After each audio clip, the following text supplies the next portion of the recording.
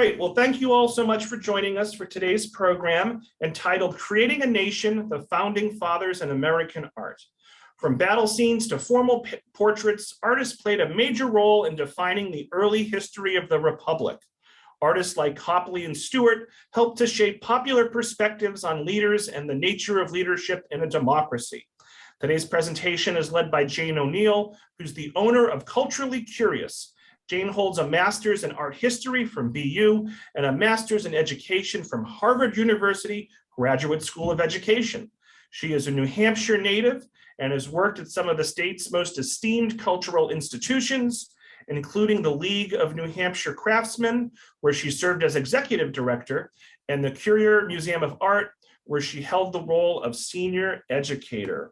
So all 70 of us or so who's watching live on Zoom, and those that will watch the recording later on, let's give a big virtual round of applause to Jane for joining us this morning. And Jane, you can take it away. Thanks so much. Thank you so much, Robert. And thank you everyone for joining us this morning, taking time out of a beautiful day. At least it's beautiful here in Manchester, New Hampshire.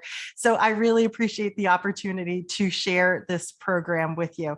Today, we're going to be looking at some of the greatest paintings that were created in the early years of American history. And we'll consider how and why these works were made, as well as what they've come to signify to us today. So you've had a chance to sort of feast your eyes on what is probably a familiar work to you that's on the screen. We will be getting back to this one shortly. The draft of the Declaration of Independence. There's a lot to unpack here. There's a lot to unpack in so many of these images. So let me show you how we are going to use our time together today. And as always, along the way, if you want to use the chat function, we'll circle back to any questions at the end, and I'll do my best to try and answer them. All right, so we are going to start off with just the sort of big picture, art and nationhood in general. And so I'm going to share with you a couple of examples of what leadership in nationhood has looked like through the years and for other countries. Then we'll turn our attention to some of the earliest depictions of founding fathers and then focus in on Gilbert Stewart, the great portrait painter, turn our attention to John Trumbull and battle scenes and historic events and how they kind of define the way we think of American history. And then the very notion that a lot of our most famous historic images about the Revolution and colonial times were created years, decades after the fact. And so we'll take a look at a few of those and maybe how they got a few things wrong. And then we will wrap up. This is an image that is probably pretty familiar to many people who live in the Boston area. This is George Washington at Dorchester Heights. This is at the collection of the Museum of Fine Arts. And I always question why artists of the day would include one of our leaders right alongside the rear end of a horse. It's an interesting decision. It happens more than once. So let's get started and turn our attention to this notion of art and nationhood. We're going way back in time here with just sort of a quick look at how these things have played out historically. So art has always been tied to politics, to propaganda, to national storytelling. And this has been true for thousands of years. It's really part of the Western tradition of art. And so as we look at the ancient Romans, we know that artists helped to mold and to disseminate the identities of the leaders. And there was an early understanding that controlling optics really controlled public opinion. So here we are looking at a sculpture of the Emperor Augustus that was created in the 1st century AD. And he has been carved in such a way to look like an idealized god. His proportions, his anatomy are perfect. He looks like, an athlete of some sort. He's got this beautiful idealized face. But what's more, he's also presented as an orator, this gesture of the arm raised this way. So he's a leader, he's a thinker, he is somebody who can communicate and create impact using his voice, using his mind. And then, of course, he is a warrior as well, because he's wearing this really sort of fascinating and detailed armor here. There's so much to say about this particular sculpture and how it was used to to shape impressions of this particular leader, but I will leave it there for now. It's a lot of different ideas kind of rolled into this one work. Now, for so many countries, war has been sort of central to the storytelling, and victories, of course. We always say history is written by the winners, right? So right now we are looking at two battle scenes, and these battle scenes include depictions of leaders. So this is Alexander the Great over here in what is actually a very large scale mosaic that was discovered in Pompeii. This is Darius III over here. So we've got this chaotic battle scene with an idealized hero sort of at the center of it. And we can see the incredible detail here in terms of the mosaic work, the way these artists were able to capture light and shadow. The intensity of Alexander the Great's face over here is just wonderful. And then I only recently came across this great manuscript illumination over here on the right. This was painted in the 1400s, and it's a depiction of Philip II capturing the city of Tours in right around 1200. And in this fantastic scene of leadership, he is dressed to the nines. He's got golden armor. The horse is even decked out, but he's kind of far back from the battle, right? He's not really fully participating in it, as we see people kind of scaling the castle walls over here. So kind of an oversight role when it comes to leadership. As we move closer to the Renaissance, we can see that sometimes political power is just suggested through wealth, and a combination of, in this case, I think for both of these images, wealth and military might. So this is King Philip IV of Spain, painted around 1625. He is sort of like Philip II, wearing golden armor here that looks like it's never seen a single battle. It's an emphasis in terms of his status, his wealth, his authority here, and just the merest suggestion of military might as well. Over on the right, we have a depiction of Queen Elizabeth I by an unknown artist. This was painted right around 1580, 1590. And the focus here, of course, is this unbelievable dress and the starched collar around her, all of the jewels. The emphasis is the wealth, is the power, and then her success, or the success of her armada, of her fleet, is indicated in the background as well. So wealth and military might are really tied together in these particular portraits of leaders. Over the years, sometimes leadership is also suggested through a physical presence, shall we say. So Hans Holbein the Younger is really well known for his portrayals of Henry VIII. And these were painted in the first half of the 1500s. And Henry VIII seems to get larger and larger and wider in all of Holbein's depictions of him. But certainly he's taking up space. And that is a huge indicator of his status and his authority and his leadership. So we'll see all of these things kind of filtering down to a certain degree when it comes to depictions of American leaders. Other artists throughout the years have emphasized the beauty, the elegance, the gracefulness of the leaders that they've depicted. This is a very early depiction of Marie Antoinette. She was probably only a teenager when this was painted, but here she looks absolutely lovely. Over the years, many artists have tried to kind of downplay her less attractive features. She was known to have these kind of bulging eyes, and here she looks, absolutely exquisite, idealized. She looks perfect. Over on the right, we have Charles I at the Hunt, painted by Anthony van Dyke. This is in the collection of the Louvre, and it dates to about 1635. And so he's dressed in a lovely ensemble to go out for the hunt, and he's standing here in this sort of affected pose, looking like an extraordinarily handsome, dashing, leading man.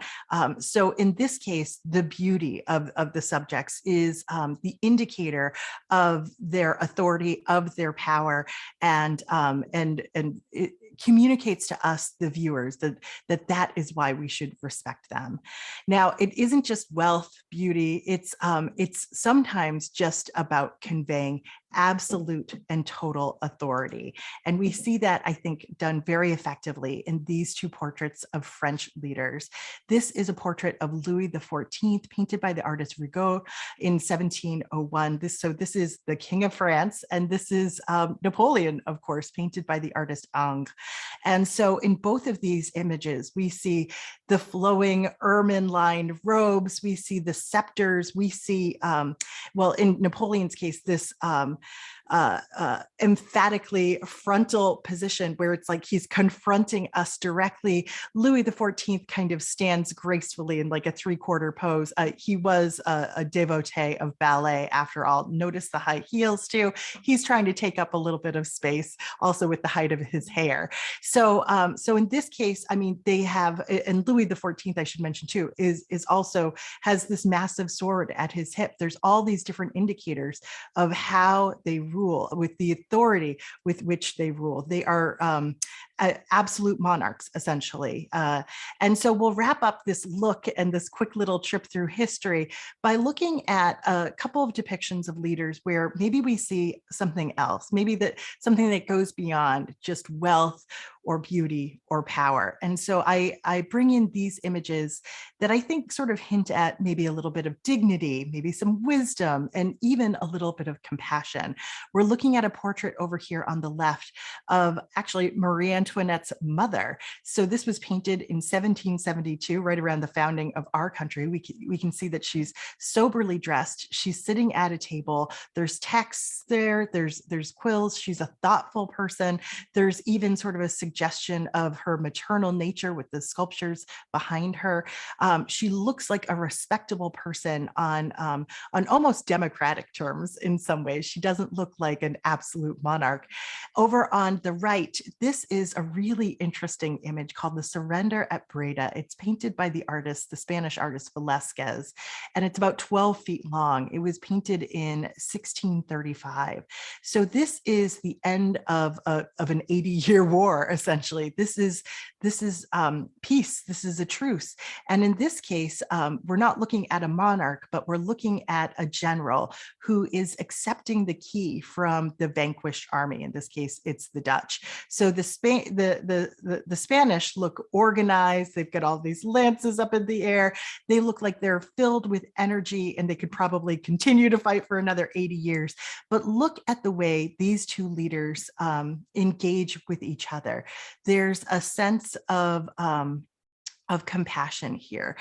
This leader, this general who's accepting the key, is reaching out, looking into his eyes. He's not there to vanquish them. He is there to sort of humbly accept the new terms of peace that have been, of course, hard fought. So there's very different ways to kind of establish what a leader looks like and how they operate in the world. And we'll see a little bit of all of these different approaches kind of trickling down to American artists. So let's turn our attention now to America and early depictions. I love Norman Rockwell, and I love whenever I can find a way to insert a Norman Rockwell painting into any of my programs. So this is a Norman Rockwell painting from 1936 called The New Tavern Sign. And the reason I bring in this image is to remind us that during the colonial era and in the early days of the Republic, there were so few professionally trained artists in America. It was like as rare as a diamond, essentially. Most of the artists who were operating in America were self-taught. Many of them were itinerant, and they specialized in things like painting tavern signs and watching them paint a tavern sign, watching them create, even if it was something very simple, you can see from Rockwell's painting, was still something of a marvel. And I love this image because, of course, he's painting George Washington over here. We get sort of a quick peek at what the process might look like. So really emphasizing here that the early artists of the Republic did not have formal training. And as a result, and we see a lot of early works in colonial America that are emphatically flat. They're frontally oriented. There's very limited suggestions of light and shadow. Sometimes when there is some perspective, like with this little checkerboard floor, it's rendered a little uneven, shall we say. These artists were kind of ill-equipped to anatomy. I mean, look at how long the midsection is here compared to the legs. So the sense of proportion is sort of out of scale. And so there's, in addition to that, very limited realism in terms of the textures and the materials that we're looking at. And then comes our first superstar. and I will introduce him momentarily, but I wanted to introduce him with this really stunning work that I think if you're from the Boston area, you've probably seen before, and it's probably one of your favorites. So we are looking at an artist who is essentially breaking all the rules of folk art. He's presenting his subject, in this case, a young boy with a pet squirrel, at a diagonal here. So he's not relying on the frontality. He's even showing us the corner of the desk here. So to achieve something like this, he has to foreshorten the hand, for example. So there's a real sophistication to the way this artist has constructed this image. And of course, we see the subject here in profile. He is elegantly rendered, right? I mean, we can see that the artist really understands anatomy and proportion and how to kind of elevate his subject matter. Incidentally, it is really difficult to paint an ear, all of those wrinkles and folds that are involved there. So a lot of artists would sooner just paint somebody frontally than have to deal with the unusual the unusual ground of an ear. But with this artist, we can see that he can really handle the textures of materials as well. That beautiful pink silky collar there, the shine of the hair, the wrinkles and the folds in the clothing here. It's really just stunning.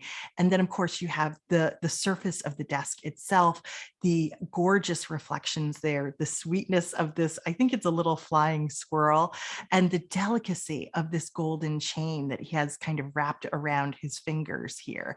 I've always loved the this white cuff, the white cuffs, the peeking out from under his jacket here. There's just such a gorgeous attention to the different materials here and how they actually look and feel. The artist, John Singleton Copley, was so good at capturing those minute details. This is a self-portrait by John Singleton Copley. And of course, if you're from the Boston area, people know John Singleton Copley. He is, he's sort of like the local boy who made good. You're probably familiar with Copley Square. There's a sculpture of him there. This self-portrait he did when he was in his mid-40s. He was born in 1738. And like these other artists we've been looking at so far in America, he was largely self-taught. He had, we know, extensive access to prints to work from prints that came from Europe, or at least featured European works. So he would copy them. He would copy poses. Sometimes he would copy costumes. So he had a good sense in terms of what art should look like, but he had very little guidance in terms of how to construct a painting. So he was intuitive about his process, and he very quickly became one of the most sought after portrait painters in the colonies. So by the 1760s, when he is in his 20s, he was painting the economic and political elite of the city of Boston. That's why we have Copley Square, of course. And he became a wealthy man because of that. He married very well, but he was able to purchase a 20-acre farm with 3 houses on it. So Copley would paint essentially whoever could pay. He was painting people on both sides of the political divide that existed at that time, people who were loyal to the crown and people who wanted independence from Britain. But I think some of his best known and most celebrated works were people who had a desire to find independence, to seek independence. So we are looking at portraits, companion portraits of James and Mercy Otis Warren. So this This is a married couple. This was painted in 1765. She was about 36 years old when this was painted. And they were a prominent family in Boston. They would become very involved in the Revolution. During the Revolution, their home was kind of this hub for patriotic activity. And so here we see a sort of a respectable couple here, painted in markedly different ways that were sort of ascribed to their gender. Now, these two paintings were intended to be displayed side by side, but Copley would always make the man in the relationship slightly higher than his wife, a higher status there. So he has this beautiful waistcoat on, silk materials here. He looks like a respectable merchant. And she is kind of the star because of the way he has painted this gorgeous, beautiful blue dress here. I have a couple of details. She's also, you'll notice, fingering some flowers here. Flowers are, of course, a symbol of fertility. I think at this point she already had 3 sons. She was going to have 2 more after this was painted. But you can see that Copley has really mastered the beautiful details of silk and lace, the shine of the material. It's really just such a stunning work.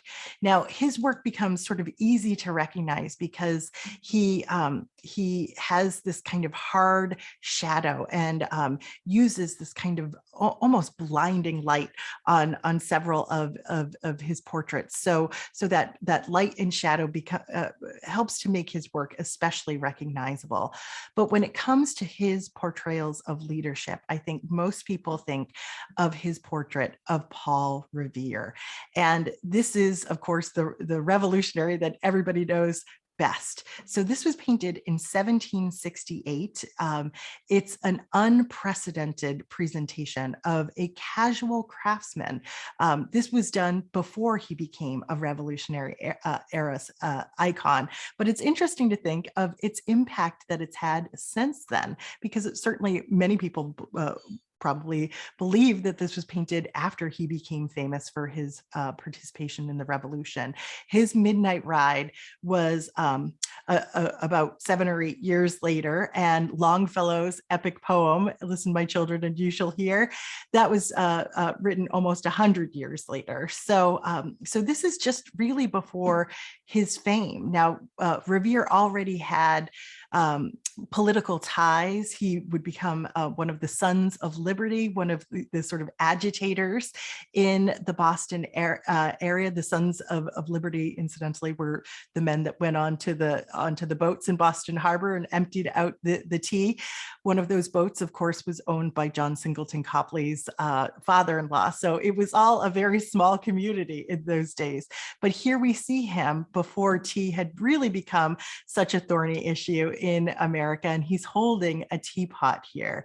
So the Tea Party would be about 5 years from now. But this is an unprecedented presentation because of the way he's portrayed him. Now, working men from this time shown as were presented as distinguished gentlemen, much in the same way that Copley painted John Hancock, who we see over here on the right. Hancock and Copley, incidentally, were neighbors. So what did I mention? Boston was a very small town. So Hancock was painted just a few years before Copley was. And this was the traditional way that respectable men were portrayed. They had on jackets, they had on wigs, they had on cravats, and you don't see any of that in the way that Paul Revere is presented. Instead, he is facing front, he's engaging with us directly. Most of Copley's presentations of distinguished gentlemen are these kind of 3/4 portraits where the painting sort of cuts them off at the shins or at the feet. Here he is seated and he is turned kind of 3/4 profile. But Paul Revere looks out at us directly. He's not wearing a fancy coat. His vest is unbuttoned. We see these beautiful sort of billowing linen sleeves, but the emphasis really is on this thoughtful gesture that he has here. And it is the indicator, it's the reminder to us that, that his creative work is coming from the inspiration in his mind. You know, literally cradling your head here reminds us of artistic inspiration that springs forth from the brain. And so it's Copley essentially presenting another master at his craft.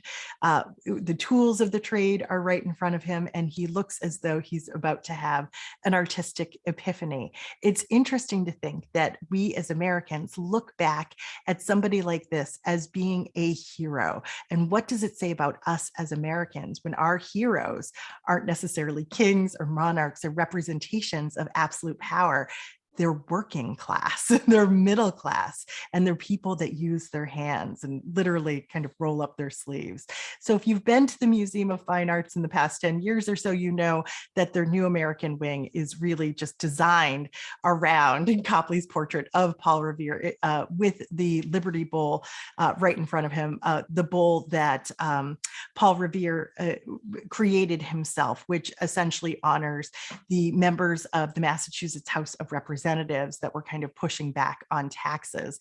So it's this early celebration, it's this early document that is as it's probably as noteworthy as like the Declaration of Independence and the Constitution, because it names the people who were pushing back against the empire at this point. So Copley's work as a silversmith and as a patriot are incredibly influential. As a silversmith, he also dabbled in engraving. And I just wanted to quickly show you too that Paul Revere was the person who was instrumental in disseminating constructed images of what the Boston Massacre looked like. And of course, he made it look like a bloodbath with an organized firing squad on the part of the British. That's not exactly how it went down, but in terms of propaganda, this is a very effective image. And you can imagine if you saw something like this, you would say, yes, sign me up. I want to overthrow this government as well. So, so the next artist we're going to turn our attention to, somebody who also had a major influence in these early years of the Republic, is the artist Charles Willson Peale, who we see over here in a self-portrait that dates to 1785. Now, Charles Willson Peale was born in 1741. He actually studied under John Singleton Copley, and then for some time in London under another American artist named Benjamin West. So he had a little bit more training than Copley, and certainly trained learned some of Copley's best tricks along the way as well. Charles Willson Peale is in so many ways an American Renaissance man. He was a painter, he was a soldier, a scientist, an inventor, a politician, and a naturalist. And I do think that the arts were a primary passion for him because he had 15 children and named almost all of them after famous artists. So here he is in his self-portrait working on a portrait of his third wife. It wasn't just one woman who gave birth to all those children. And this is one of his children named Angelica, after the artist Angelica Kaufman. And I have over here a portrait of his two sons known as the Staircase Group.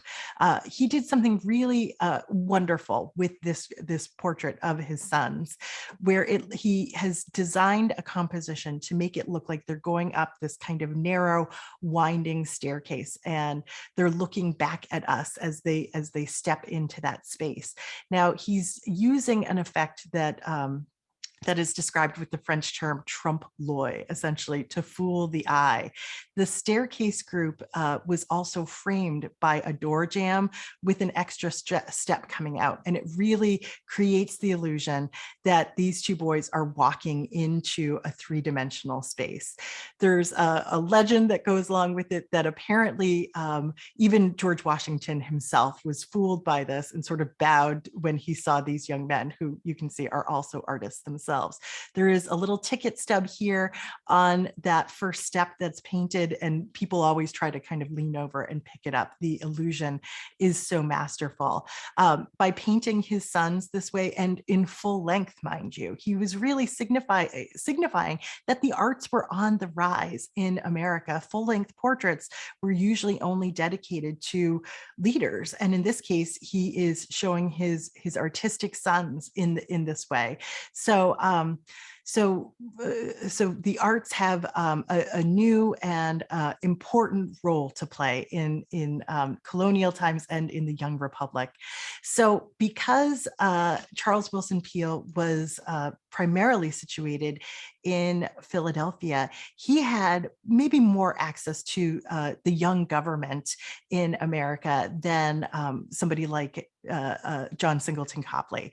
So Charles Willson Peale had access specifically to George Washington and ended up painting him 60 times over the course of his career. This is one of his earliest depictions of George Washington over here on the right.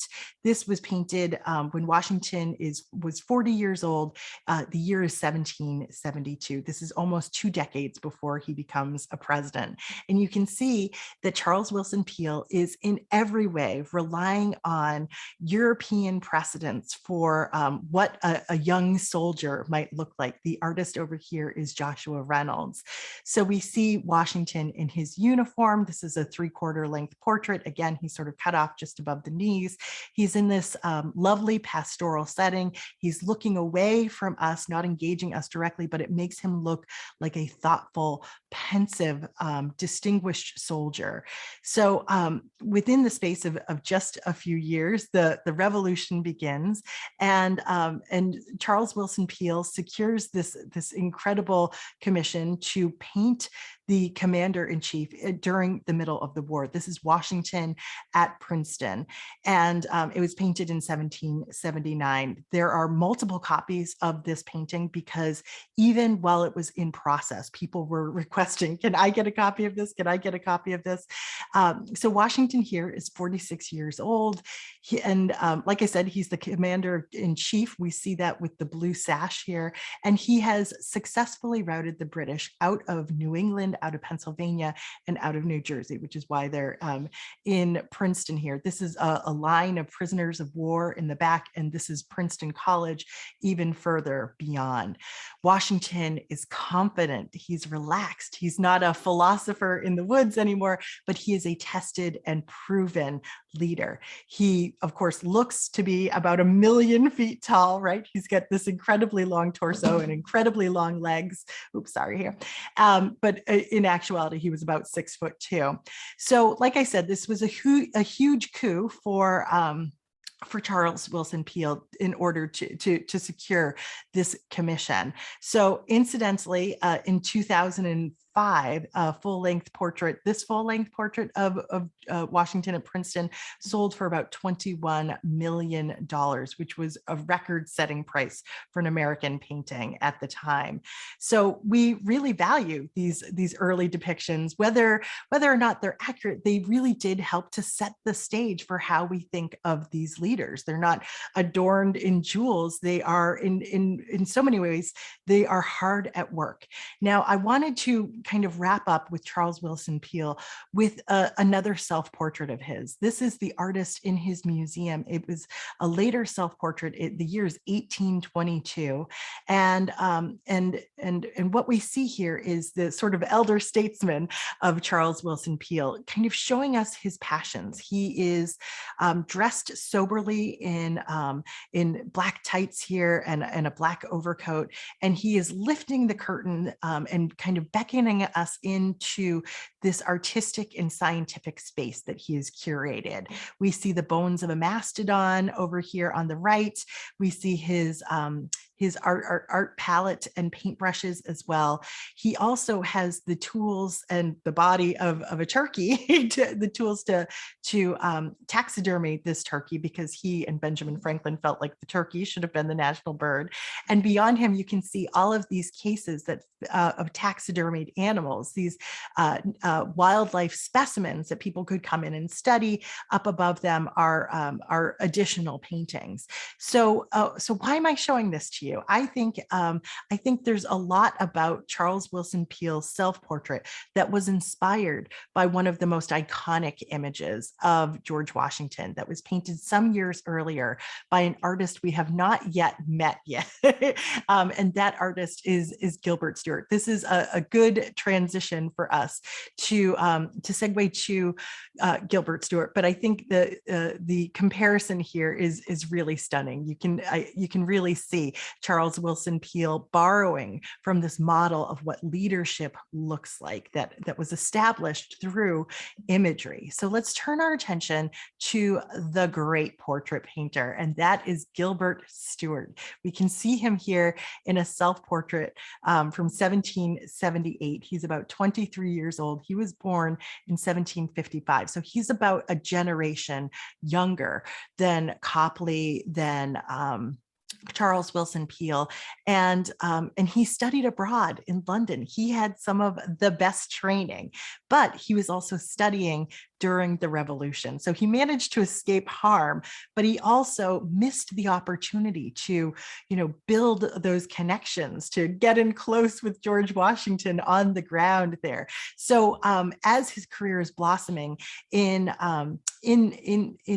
Europe, he is very focused on getting back to America and securing a portrait commission with George Washington. Now, his self-portrait here is very dramatic, right? I mean, it's all dark shadows. He's looking over his shoulder at us. This is not the way he paints the founding fathers in any way, but it is important to note that over the course of his career, he is going to paint about 1,000 portraits of leaders of this country. So he was prolific and he was incredibly talented. And I think his style really helped to define what a democracy looks like in the modern era. It's not a monarchy. We're not going to have these long ermine-lined robes, right? It's not about pearls or jewels or anything like that. So let's take a look at his approach. Gilbert Stewart really made a name for himself while he was in Europe with this work here that's called The Skater from 1782. And once this work was so well received in Europe, he was ready to come home. But incidentally, I just love this detail here. This was Gilbert Stewart's first full-length portrait, and people were really surprised by his capabilities because, according to one art historian, there was a prevailing opinion that Stewart made a tolerable likeness of the face, but as to the figure, he could not get below the 5th button. So here he's got somebody in motion, somebody who's looking very distinguished. So it launches him into fame, the single picture here.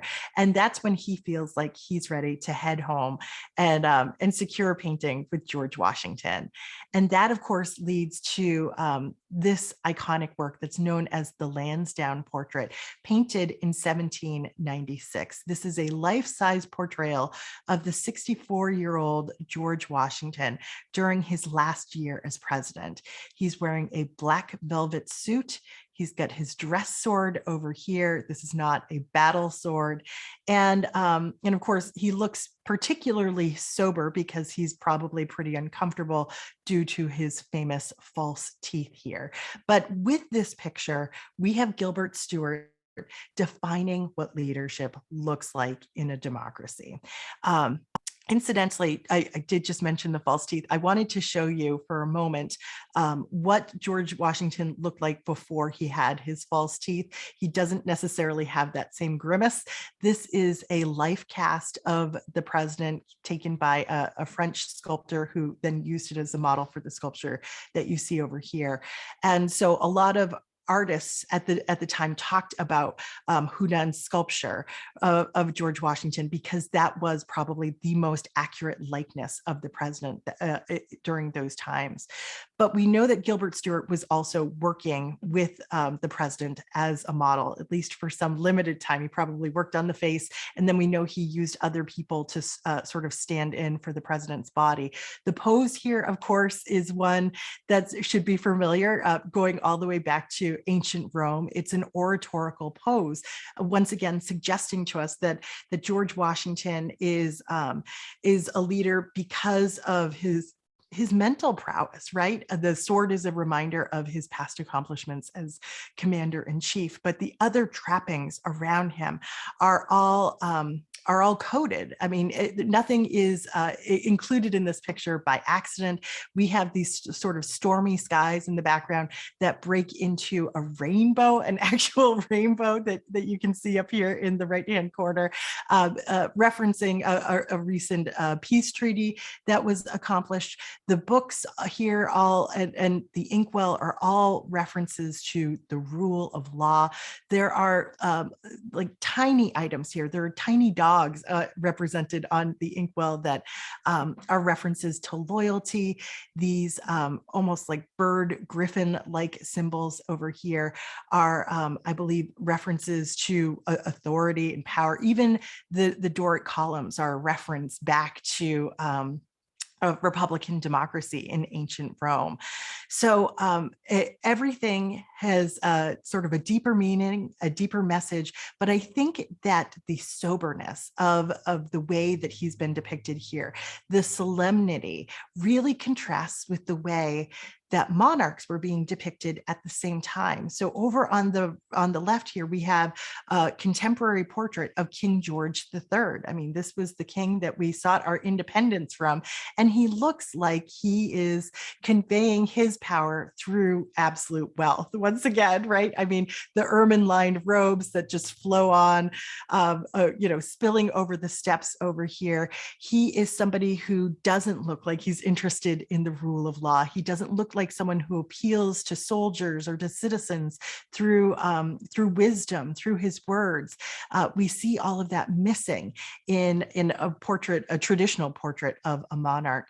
So this so-called Lansdowne portrait that we're looking at of George Washington, there is one at the National Portrait Gallery in Washington, D.C.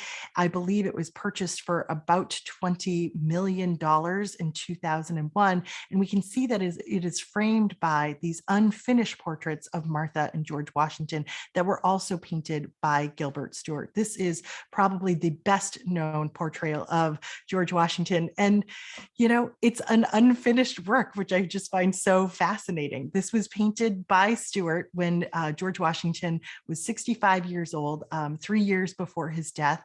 And he left both of these works unfinished. He was sort of planning to finish them later on. I mean, really, you just need the likeness of the face and you can kind of fill in the rest. But he wanted to keep them to serve as models for copies that he would make. Stewart was a very shrewd businessman, and everybody wanted depictions of, this celebrated figure in American democracy, the very first president, the hero of the revolution. So Gilbert Stewart would go on to make 130 copies of this painting. I think about 60 of them still survive, and he charged $100 per painting. So he was making some pretty good coin at this whole art gig at this time. So this is known as the Athenaeum Portrait because it was actually housed at the Boston Athenaeum for about 150 years. Now, Stewart, as I said, painted, here is one of those copies. This is at the Walters Museum down in Baltimore, and I think it's just absolutely gorgeous. We begin to really see what Stewart's real gift is here. He had a way to kind of soften people's features in some ways. And we can see that not just with the Walters copy, but with his depictions of other presidents as well. Here we have two portraits spanning about almost 25 years, two portraits of the second president, John Adams. Now, John Adams did not want to have his portrait painted did. He said, speaking generally, no penance is like having one's picture done. You must sit in a constrained and unnatural position, which is a trial to the temper. But I should like to sit for Stuart from the 1st of January to the last of December, for he lets me do just what I please and keeps me constantly amused by his conversation. Now that sounds like a wonderful experience, especially when an artist can make you look so distinguished. So he's developing a formula here. He puts his seated subjects in 3/4 profile with a dark background. He focuses on the face. He gives a little bit of softness to hardened expressions, and he focuses on the vitality of the face. The suggestion, once again, that connection to the mind, almost very similar to Copley's depiction of Revere, and the suggestion that the most important aspect of who this leader and who this individual is the workings of their minds. And so we see that in the liveliness of the expressions. There's always like a little bit of shine on the face, and like I said, a softness to it that I think is very flattering. So here with both of these pictures, he has rendered a respectable elder statesman. He would go on to paint the first 6 presidents of the United States. So beyond Washington, we have Adams, we've got Jefferson, Madison, Monroe, and Quincy Adams. You can see he's using the same formula again and again. And occasionally he would paint the first ladies as well. So this is Abigail Adams over here on the left, and Louisa Catherine Adams over on the right. She was the daughter-in-law of John and Abigail Adams. So with both of these pictures, it's a similar format, that sort of half length or bust length format with the subject in a 3/4 profile. We have a little bit more ornamentation for the women, some elaborate lace and ribbons for sure, but there's a real soberness in the expressions. There's nothing frivolous about these women in terms of the way they engage with us, the viewers.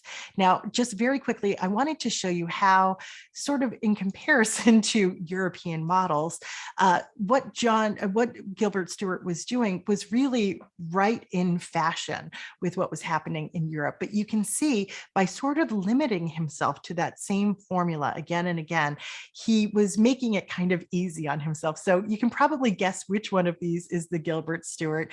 This is a comparison with a leading French artist named Jacques-Louis David, who was also really intimately involved with the French Revolution.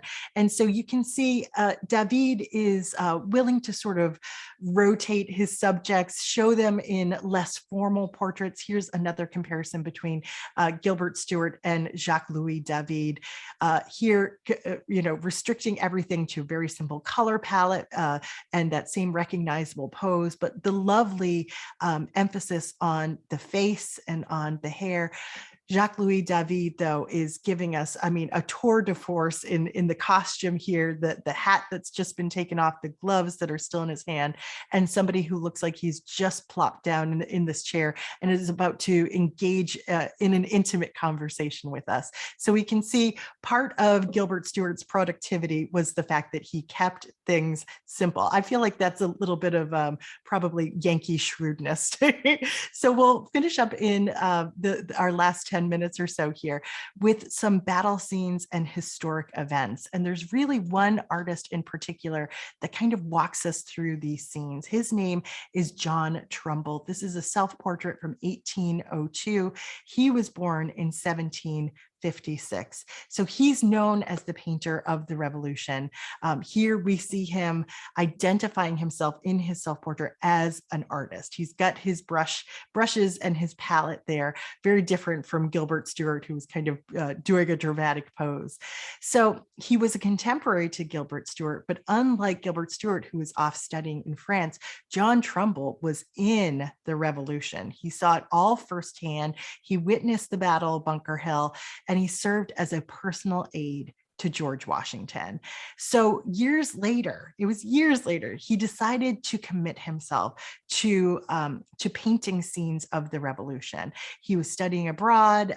He was also losing eyesight in one of his eyes. So he became really focused on creating miniature portraits of leaders of the Revolution. I think he did over 250 miniature portraits, and he focused on large scale works that seemingly documented the Revolution itself. So we see this great sense of purpose in this self-portrait. Let's take a look at some of his works. This is his famous image, The Death of General Warren at the Battle of Bunker Hill. Now, this was painted the Battle of Bunker Hill was 1775. You can see Boston Harbor just over off in the distance here. And of course, this was a scene that Trumbull personally witnessed, or a battle, at least, that he personally witnessed. I want to show you just very quickly how a few other artists of the generation approached the same subject, the Battle of Bunker Hill. They sort of gave us bird's eye views of the Battle of Bunker Hill. This is Winthrop Chandler's depiction. This is at the Museum of Fine Arts in Boston, and it was painted in 1776. So really just following the battle. And we can see, ships on fire.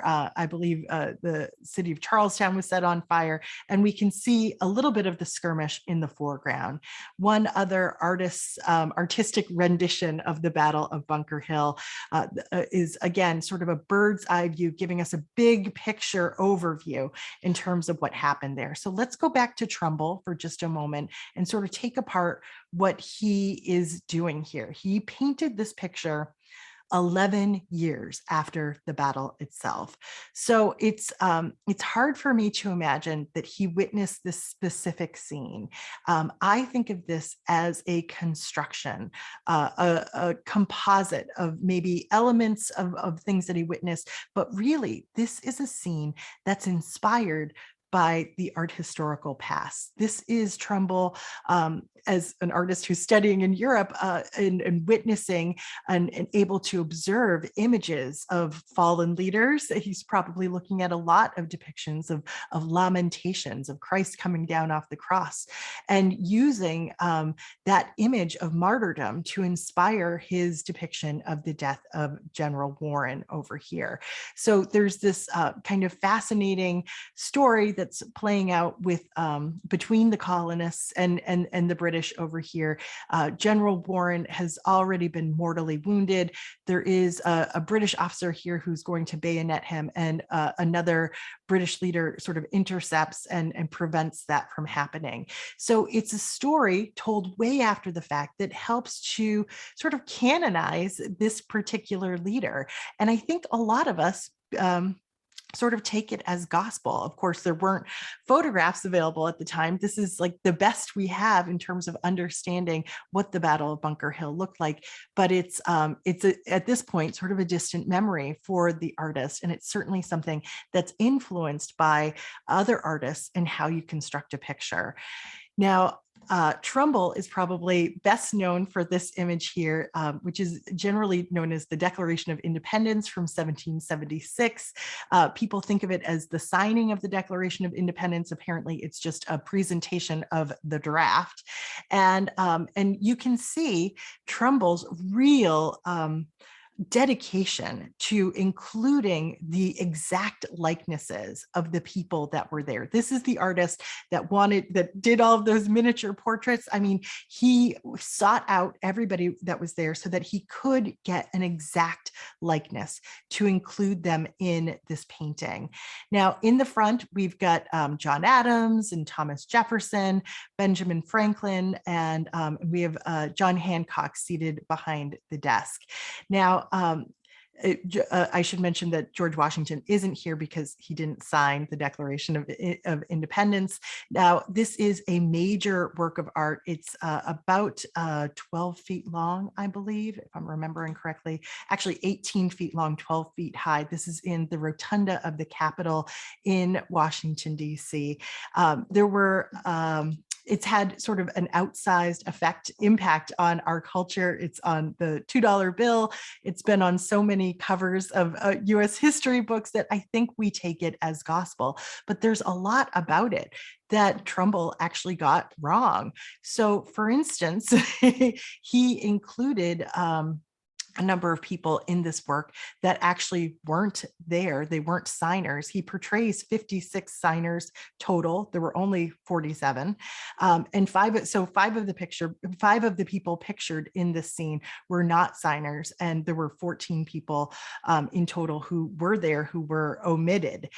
One of the interesting things here that I think people really love is that it looks like Jefferson is sort of stepping on John Adams' foot here. They had this kind of friendly, sometimes not so friendly rivalry. I'm not sure if that was necessarily intended, but this work was certainly criticized over the years. Some people called it the shin painting because that was exactly what you see front and center here. And I mean, our leaders, as he portrays them, look like very restrained, thoughtful individuals. This really differs from the way a French artist imagined what the signing of the Declaration looks like. This was painted in 1873. This is actually in the collection of the White House. And here it's a much more dramatic event with people, swearing oaths to each other, that sort of thing. But, Trumbull presents us as a thoughtful group of individuals who, follow rules essentially and respect each other despite the differences. I mean, as it only gets as rough as maybe stepping on somebody's toe. So when we think of the rotunda in the Capitol, the painting right alongside the presentation of the Declaration of Independence is this one here. I just wanted to touch on it briefly because I think it says a lot. It also says a lot about the nature of American leadership as imagined by John Trumbull, because this was an event that took place in 1777. It was painted decades later in 1821. And this is a surrender scene that was part of the Revolution. And so we see these particular soldiers coming to hand over their sword to a general who, in this case, is not George Washington. It looks a lot like him. But what's happening here is this very respectable a respectful engagement between these two leaders. He is not concerned with taking the sword. And in fact, what he's doing is inviting the defeated Britons into this tent, into the tent where the American flag is, the early American flag, so that they could have some food and sit together and replenish themselves. This is what leadership looked like in the early days of democracy. It was compassionate. It was hospitable even. It should remind you very much of that scene that we looked at the beginning, the surrender at Breda. There is a humanity to this kind of leadership. And I think it speaks volumes that these are the images that helped us to shape and define who we were as Americans, and have done so for centuries. So one of the last images we'll look at in this section is George Washington resigning his commission. So this is an image of George Washington painted 41 years after the actual event took place. But this is him saying, I'm no longer going to be the commander-in-chief. He's giving up power, which is a really remarkable thing in the history of the world because so few people do that. So he has stood up from this throne that has all these robes on it. It's sort of like a reference to monarchy in some ways. And he is literally handing over this paper that says that he's no longer functioning in this role. This has been called the anti-coronation. Throughout the history of art and throughout the history of politics and power, you have images of people seizing power, taking power, coming to power. And those are huge celebrations because it's, the artists are commissioned by the victors. So this is Napoleon crowning Josephine, another work, I believe, by Jacques-Louis David. And over here, we have in America these sober, thoughtful individuals that are willing to relinquish power because it is the morally just thing to do as part of a democracy. So we'll wrap up with just a few interesting pieces here, just thinking about artists who re-engaged with subjects and themes from early America years, decades after the fact, and sort of how they reinterpret it. So leading up in the years just before the Civil War, there is, I think, a real drive for a lot of American artists to paint themes, paint subjects that were unifying themes. So in this case, what we're looking at is a work by an artist named Ortal, not a very well-known artist, but it's individuals pulling down the statue of King George III in New York City. And he depicted this as like a community event. There are women and children and Native Americans and like this, I think this is supposed to be like the Sons of Liberty over here, when in fact, the people that actually did this were slaves who were ordered to do so by their owners. So it's a romanticizing of an actual event. It's creating sort of heroes and an alternative narrative. And of course, people look at something like this and they think it's an actual document. We tend to believe what we see. And so we want to believe that all of these different types of people would have been engaged in taking part of the symbolic act of taking down King George III. Another painting that was created years after the Revolution is this image of Abigail Dolbear Hinman, painted in 1856. This is at the Lyman Allen Art Museum in New London, Connecticut. The artist here is Daniel Huntington. And here he is capturing this story of a woman who almost shot Benedict Arnold. And so we see the burning of New London. We see this very elegantly dressed woman who is standing with this huge musket and peering out at this villain of American history. And so we can see in an image like this, it's creating a new narrative. It's rewriting history in some ways to emphasize this particular woman's place in it. And this was happening quite a bit, like I said, around the mid 1850s, as people were re-examining the stories of the Revolution. This is another instance where an image was meant to elevate the role and the status of a woman during the Revolution. This is Mrs. Schuyler burning her wheat fields on the approach of the British. This is at the Los Angeles County Museum of Art. So Schuyler, as in the same Schuyler family that Alexander Hamilton married into, this would have been his mother-in-law. And since the British were coming, she was willing to burn down her wheat fields when, in fact, the British were going to burn down, I think, Saratoga as part of this initiative. She's portrayed in red, white, and blue. She looks like the very image of America itself, and she's portrayed doing something incredibly heroic that is also probably completely untrue. There's really no evidence that she burned her own fields in this moment. But we love to celebrate individuals. We love to turn people into heroes. And that is certainly what art that's painted decades after the fact can do. So we'll wrap up with that same artist whose name is Emmanuel Loyza. Probably without a doubt, his best known work, and that is Washington Crossing the Delaware. This was painted 75 years after Washington actually crossed the Delaware. It's a 21-foot long painting, 12 feet high. It's the largest work in the collection of the Metropolitan Museum of Art. A smaller version of it, incidentally, just sold earlier this year for $39 million. This gives you a sense of scale. People love to recreate this painting. And it's had sort of an outsized impact on American culture. I think we all think of this as this iconic image of the Revolution. We know that Washington crossed the Delaware on Christmas night. I think what makes this picture so successful are, all of the little red highlights that draw our eye throughout. Washington standing up in this boat, looking incredibly powerful and brave as a leader. He is kind of looking off in the distance in the direction that they are heading. He looks like his bravery inspires everyone else here.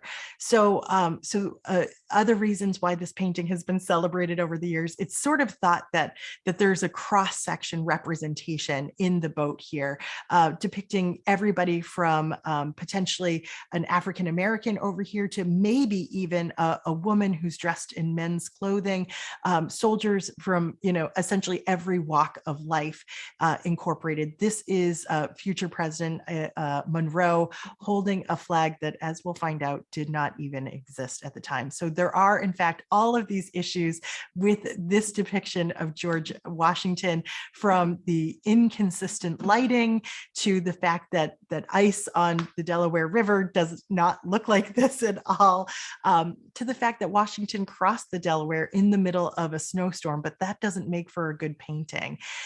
There are the wrong boats depicted in this particular scene. These boats look very overloaded, and of course, just the very notion that Washington would have been standing up at this moment is probably apocryphal too.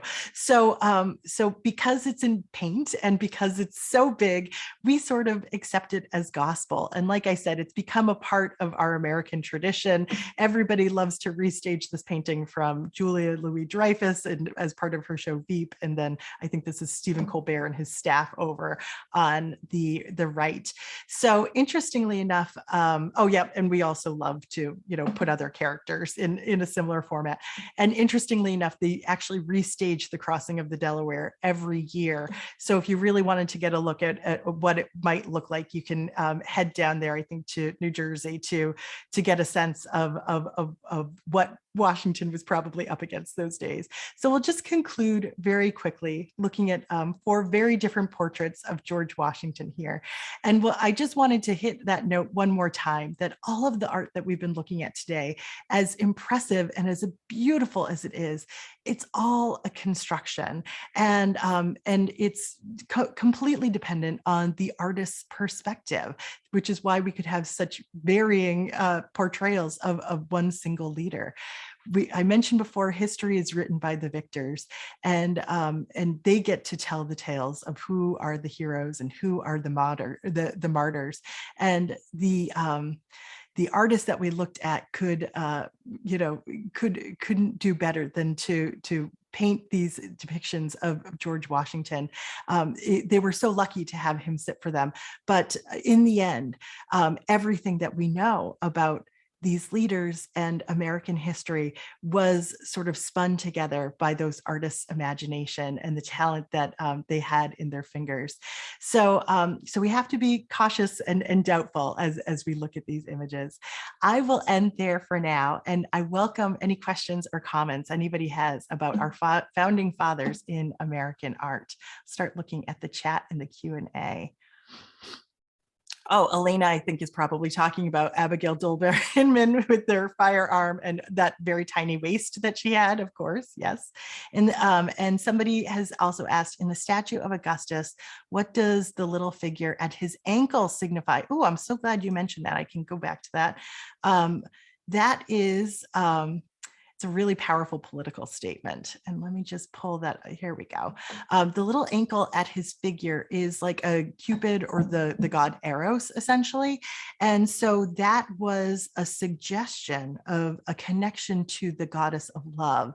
And so in the case of Augustus here, he claimed that his family lineage, actually going back, started with the goddess of love. So he is basically claiming semi-divine status by including that little Cupid here. So it would be, I mean, it's like a leader today essentially having, baby Jesus in the corner of a painting. It's really claiming like divine right to rule in so many ways. So thank you for asking that one, because I think it's a really interesting point, and it's one that I actually knew a little bit about. So thank you for that great question. I'm seeing some other comments that are just are very nice. So thank you for joining us.